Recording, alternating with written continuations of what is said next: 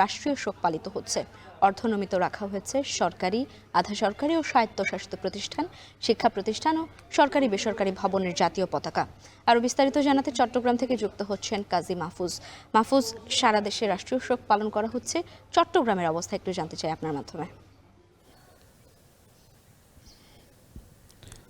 লাইবা, আপনি যেমনটি বলছিলেন, সারা দেশের মতো চট্টগ্রামেও ইনকিলাব মঞ্চের মুখপাত্র এবং জুলাই গণ অভ্যুত্থানের অগ্রসৈনিক শহীদ শরীফ ওসমান হাদির মৃত্যুতে যে শোক সেটি পালিত হচ্ছে যথাযোগ্য মর্যাদার মধ্য দিয়ে। আমরা দেখেছি চট্টগ্রামের যে সকল সরকারি, আধা সরকারি, বেসরকারি শিক্ষা প্রতিষ্ঠান থেকে শুরু করে যে সকল সরকারি ভবন, বেসরকারি ভবন রয়েছে সবগুলোতে কিন্তু জাতীয় পতাকা অর্ধনমিত করে রাখা হয়েছে এবং উন্মুক্ত বিশ্ববিদ্যালয় থেকে শুরু করে বিভিন্ন শিক্ষা প্রতিষ্ঠানে আজকে যেখানে পরীক্ষা ছিল সেই পরীক্ষাও স্থগিত করা হয়েছে। একই সাথে চট্টগ্রাম জেলা শিল্পকলা একাডেমিতে আজকের যে অনুষ্ঠানগুলো রয়েছে সেগুলো স্থগিত করা হয়েছে এবং অনির্দিষ্ট সময়ের জন্য তারা বলছেন যতক্ষণ পর্যন্ত ঘোষণা না দেওয়া হচ্ছে ততক্ষণ পর্যন্ত কিন্তু কোনো ধরনের অনুষ্ঠান হবে না।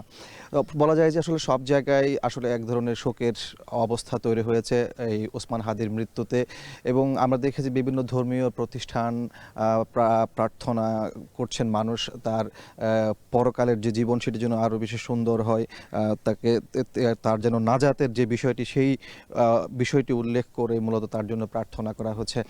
আপনাকে বলে রাখি যে আপনি নিজেও জানেন গত 12 ডিসেম্বর ঢাকাতে ওসমান হাদিকে গুলি করে হত্যার উদ্দেশ্যে গুলি করা হয়। পরবর্তীতে তাকে ঢাকা মেডিকেল কলেজ হাসপাতালে নিয়ে যাওয়া হয়। সেখান থেকে এরপর তাকে এভারকে হাসপাতাল এবং পরবর্তীতে উন্নত চিকিৎসার জন্য সিঙ্গাপুরে নিয়ে যাওয়া হয় এবং গত পরশু অর্থাৎ 18 ডিসেম্বর রাতে মূলত তিনি চিকিৎসাধীন অবস্থায় মারা যান। এরপরে আমরা দেখেছি তার মৃত্যুর খবর ছড়িয়ে পড়ার সাথে সাথে সারা দেশের মতো চট্টগ্রামেও অনেকটা উত্তাল হয়ে ওঠে।